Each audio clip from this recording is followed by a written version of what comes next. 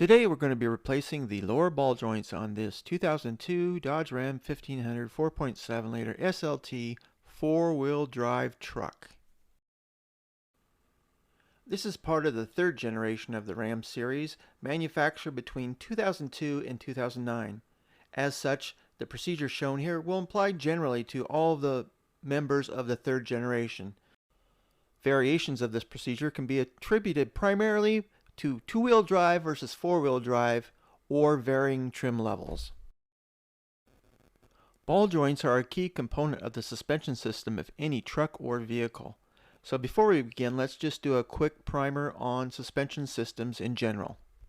The purpose of a suspension system is to absorb the undulations of an uneven road surface to keep your teeth from rattling out. The two general types of suspension systems today are the McPherson strut, generally found in passenger vehicles, or the double wishbone configuration found in light trucks. The suspension in this Dodge Ram is the double wishbone variety. The name double wishbone comes from the fact that it contains two brackets, an upper bracket and a lower bracket, called control arms, that look like the wishbone that you fight over during Thanksgiving dinner.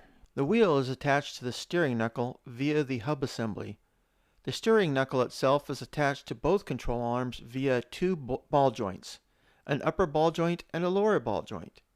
And this together restricts the movement of the wheel on the axis of a line drawn between the top ball joint and the bottom ball joint.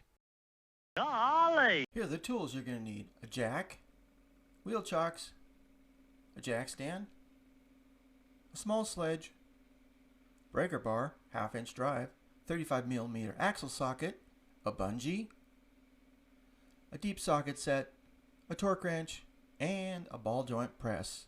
You may also want a pair of needle nose pliers if the ball joint you purchase has a snap ring on it. Additionally, a crowbar is useful for aiding in the loosening and the tightening of the axle nut. All right, let's begin. The first thing you're going to do is you're going to take your chalk, you're going to put it under the wheel to prevent the truck from rolling away. Kick her in to make sure she's nice and tight. Get the other one here, like that. Kick her in, make sure she's nice and tight. Once you have the wheels chalked, you're going to want to go ahead and take out your 24mm deep socket, this, and your breaker bar, this. And then you're going to go to the wheel lugs and you're going to break them loose so that you don't have to try to do it in the air, because the wheel will turn if you do that.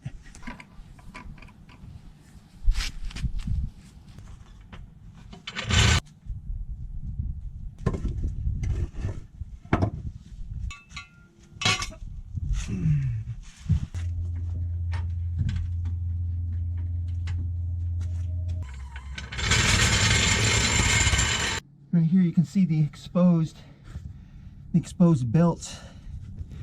That's because the ball joints are going bad. Now if you look there, you can see that I've replaced the uppers already, and we're going to do the lowers. The tire can turn here. It's very important to get it up high enough that the tire can turn, or else you won't be able to get the tire off and it'll be awkward getting it back on. If you've loosened your lug nuts, you should just be able to finish them off by hand. Just take the wheel off. That part right here. And take it right off. Okay. So we're going to need to remove this brake caliper right here. Okay. In the back there's two bolts holding in, two 22mm.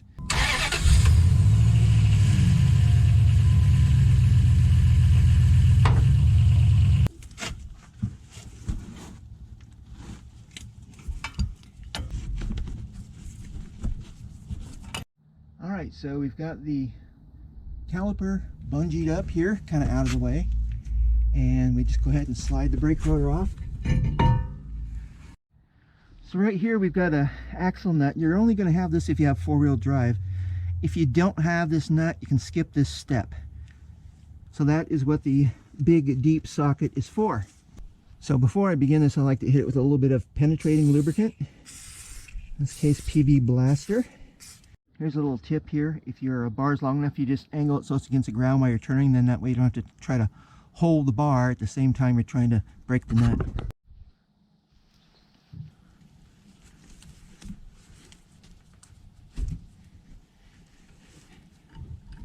Okay, so the next thing we're going to need to remove is going to be the upper ball joint nut right here. And that is a 22mm socket, and that should be part of your deep socket set.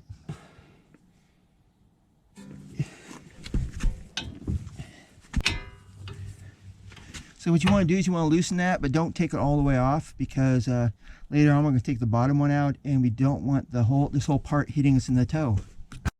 You can see right there that the nut is only it's down near the bottom, but it's not all the way off. The reason is that we're going to do is we're going to pound on this end right here. Yeah, you're gonna bang on that until the it lets go of this shaft on the ball joint. It's conical. It's a cone inside there, so it really grips well. Just like that.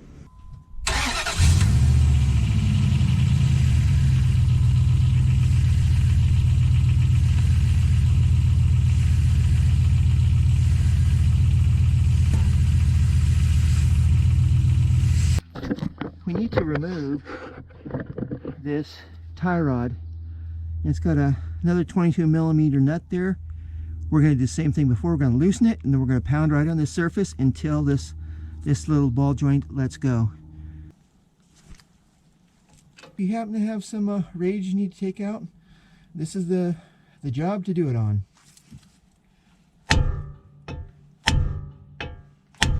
And it's off.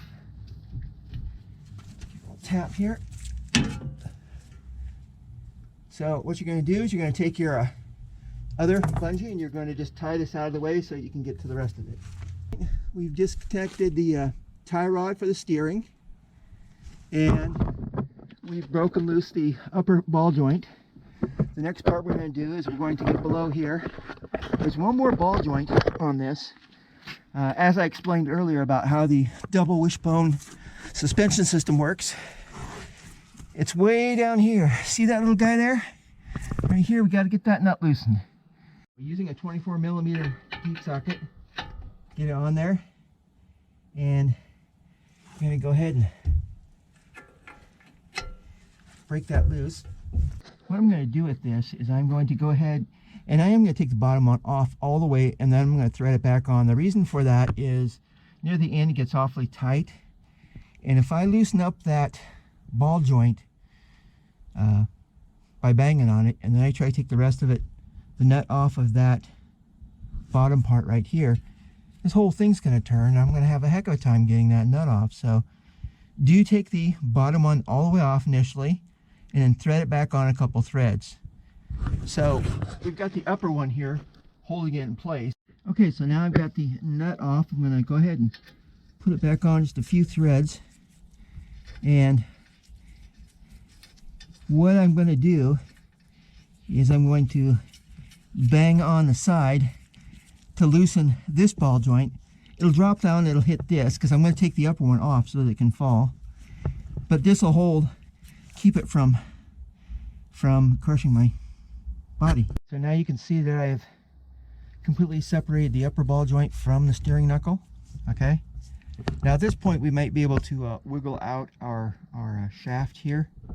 I'm going to wait till the bottom ball joint drops, and then I'll have more room to wiggle out. You can see that this part right here is going to come right through here, and it'll pull right out. The lower ball joint has separated from the steering knuckle, and now we've only got just this one nut that we have to take off. Now when you're doing this is going to come loose off of the axle, and you don't want it to hit yourself in the toe with it. So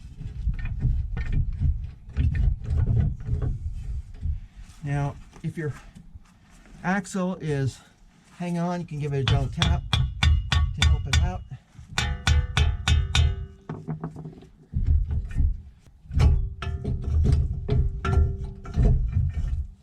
Get the axle out. There we go. Just like this, get the steering knuckle out. The knuckle has been removed, and I've sprayed some penetrating oil onto the lower ball joint that's currently in there. It's just pressed in there, and we'll be pressing it out and pressing the new one in. But first I'm going to go ahead and clean it up. Alright, so I've got this 10-piece ball joint service kit. It's basically one of the Harbor Freight ones you can get for $80. The number is MA10-1. Since you may only use this tool on small occasion, auto parts chain stores such as AutoZone and O'Reilly's will loan out this tool. Contact your local auto parts supplier for details. Alright, so here's the kit. I'm going to go ahead and open it up. You can see what we have here is you have our clamp basically. I'm going to take this out. I'm going to thread it through like this. Okay, now we need to find the top that is going to go from the bottom in order to press this. It looks like, no, that's not it. That one, no. Ah, there's our Goldilocks one right there. So what's going to happen is I'm going to take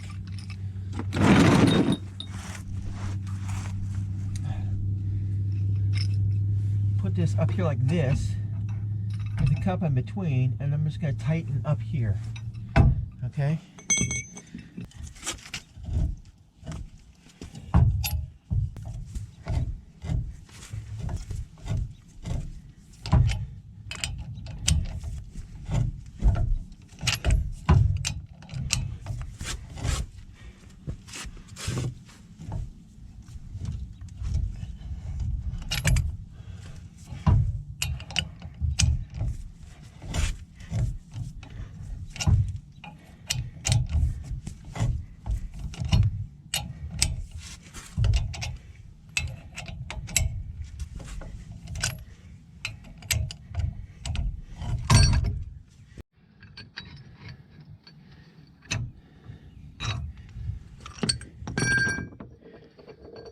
And this is our old ball joint here. You can see how the boot is all crusted and the grease has gone out of it long ago.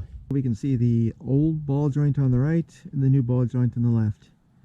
You can see that clearly this one was in need of replacement. So you can see how I've got it set up now. The ball joint is in between here, and here's the rim of the ball joint right here, and here's the part of the lower control arm. There's a cap up here to provide a place to push against, so that the end result is that it forces the ball joint into the slot there.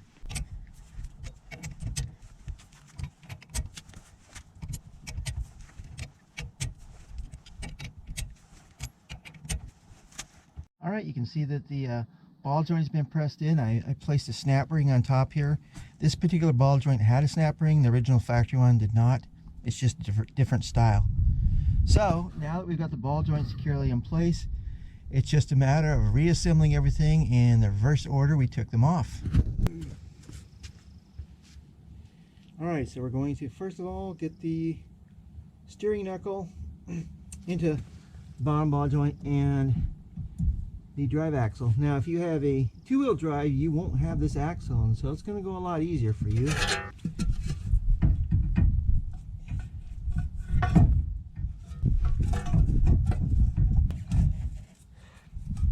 Tighten up the bottom one by hand just to hold it.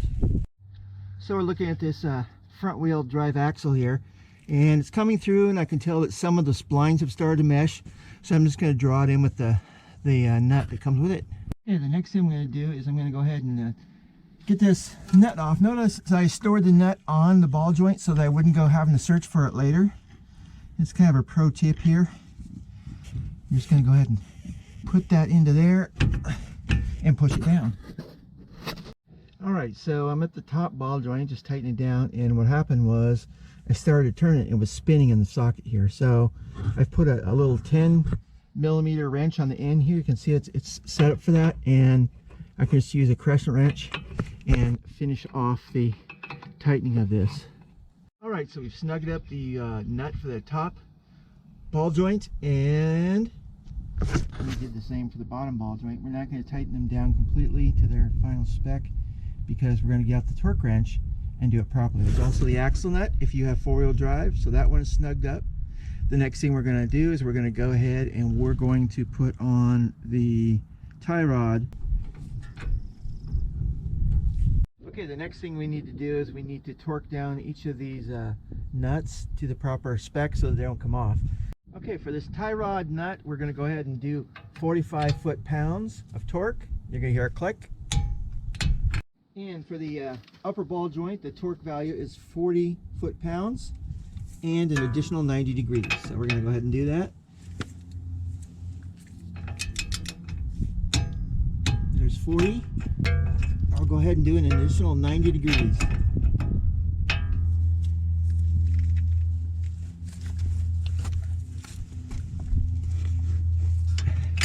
For the lower ball joint, we're going to do 38 foot-pounds and 90 degrees. All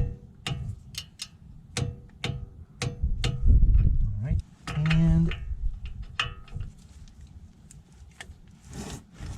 additional 90 degrees. All right, so we've got the axle nut here, and what I'm going to do is I'm going to go ahead and torque it down. It's 185 foot-pounds. So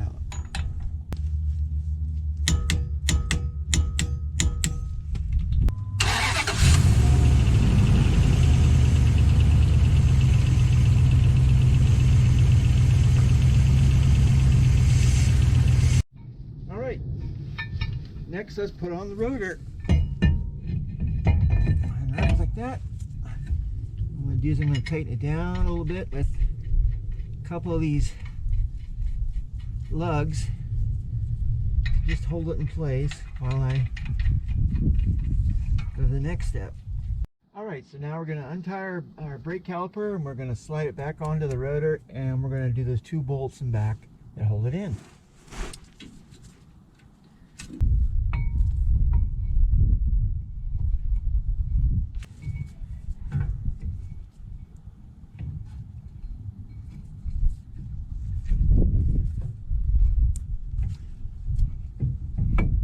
So we're going to go ahead and torque the brake caliper retaining bolts to 130 foot-pounds.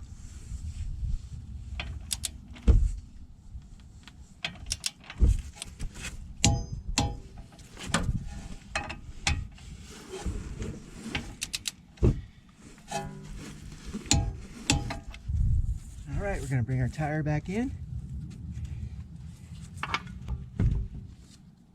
And thread one on the top, thread one on the bottom. I'm just going to snug them up, and then we'll come back and we'll torque them down in a cross pattern. Alright, so we're going to go ahead and we're going to torque down the wheel. It has to be on the ground, otherwise it would spin. That's why we lowered it. So we're going to torque this to 135 foot-pounds in a cross pattern. Alright, so now that you've finished changing everything, you've got the wheels back on, you're going to go ahead and at least get a wheel alignment on your vehicle. Most likely you're going to need a new set of tires, because if the ball joints were worn, they've worn the tires unevenly. As you saw mine, it went down to the belt. So I'm going to be heading down to the tire shop to get a new set of tires and alignment, and I'll see you down the road.